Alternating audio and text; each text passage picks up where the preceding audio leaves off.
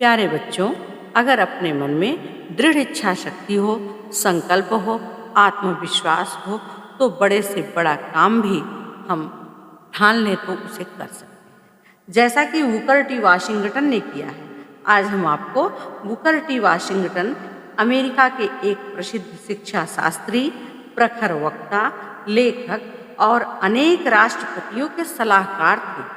बचपन में उनका परिवार इतना गरीब था कि जीवन यापन के लिए उन्हें 12 वर्ष की अवस्था में ही कोयले की खान में काम करना पड़ा था। यह सन 1878 ईस्वी के लगभग की बात है। उस समय अमेरिका में श्वेत और अश्वेत का भेदभाव जोरों पर था। अश्वेत लोगों को श्वेत लोगों के स्कूल में प्रवेश नहीं मिलता था। एक दिन जब बालक वाशिंगटन खान में काम कर रहे थे तो दो मजदूरों के वार्तालाप से उन्हें यह जानकारी हुई कि वर्जीनिया में एक नया स्कूल खुला है जो अश्वेत बालकों को शिक्षा प्रदान करता है। वाशिंगटन की प्रसन्नता की सीमा न रही। वे बहुत खुश हुए, परंतु वर्जीनिया तक पहुंचना आसान नहीं था। वर्जीनिया की वहां से दूरी लगभग 750 किलोमीटर थी। वाशिंगटन के पास न वहां तक पहुंचने के लिए पैसे थे, न पहनने के लिए अच्छे कपड़े। थी तो सिर्फ शिक्षा के प्रति एक उत्कट ललक।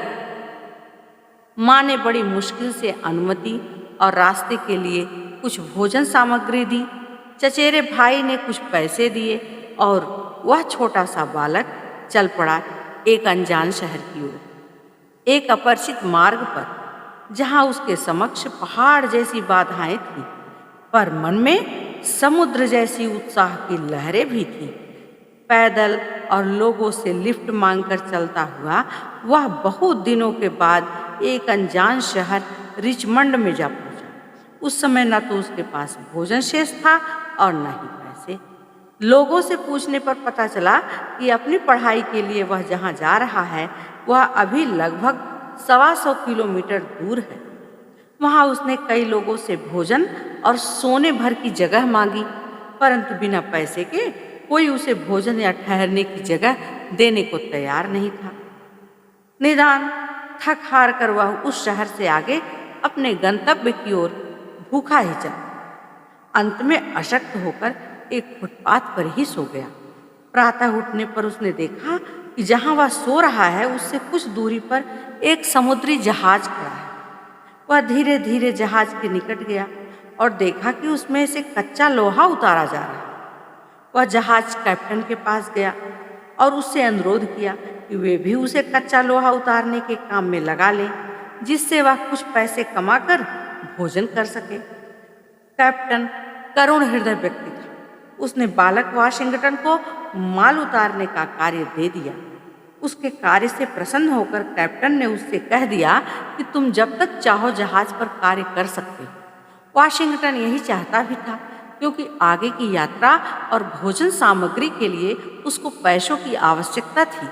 इस प्रकार कुछ दिनों तक काम करने के बाद जब पैसों की व्यवस्था हो गई तो उसने जहाज के कैप्टन को उसकी सहृदयता के लिए धन्यवाद दिया और पुनः अपने गंतव्य की तरफ चल दिया।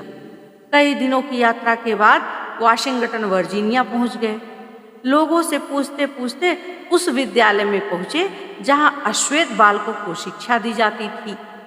विद्यालय भवन को देखकर वे भाव विभोर हो गए। उन्हें अपनी स्थिति का भान न रहा। उस समय उनके कपड़े मैले हो चुके थे, जूते फटे, बाल बढ़े हुए थे, शरीर धूल और पसीने से भरा था।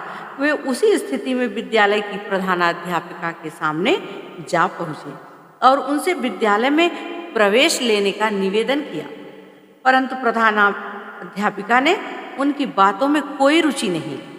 वाशिंगटन प्रतिदिन विद्यालय जाते और प्रधानाध्यापिका के कमरे के आगे खड़े हो जाते।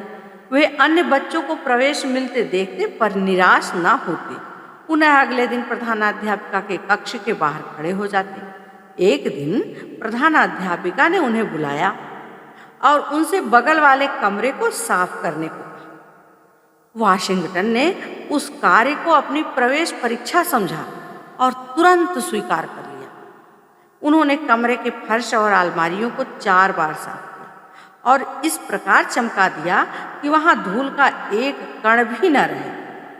जब प्रिंसिपल महोदया को कमरे का निरीक्षण किया तो उसकी सफाई देख उन्हें बड़ा आश्चर्य हुआ।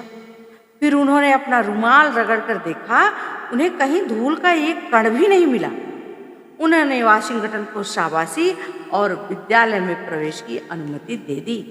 इस प्रकार उनकी तपस्या, उनके संघर्ष का एक अध्याय सफलता के साथ पूर्ण हुआ। आगे चलकर यही बुकर टी वाशिंगटन अमेरिका के महान शिक्षाविद बने। उन्होंने अश्वेतों की शिक्षा के लिए बहुत बड़ा काम किया। उनका जीवन इस बात की प्रेरणा देता है कि कितना भी कठिन लक्ष्य क्यों न हो, संघर्ष से उसे प्राप्त किया जा सकता है। जब कभी एक से बढ़कर थोड़ा दूसरा काम मिल जाता है तो बच्चे उसको इग्नोर कर देते हैं, कहते हैं आज का काम कल का काम बाद में। इस तरह से उनके पास ढेर सारे वर्क हो जाते हैं और वह अपने काम को अच्छी तरह से कर नहीं पाते। अगर हम लगातार मेहनत करते हैं, लगातार परिश्रम करते हैं तो कभी भी हम पीछे मुड़ करके नहीं देखेंगे। प्यारे बच्चों, वाशिंगटन की तरह अगर आपके अंदर दृढ़ इच्छा शक्ति होगी तो आप भी एक दिन वाशिंगटन जैसा बन सकते हैं।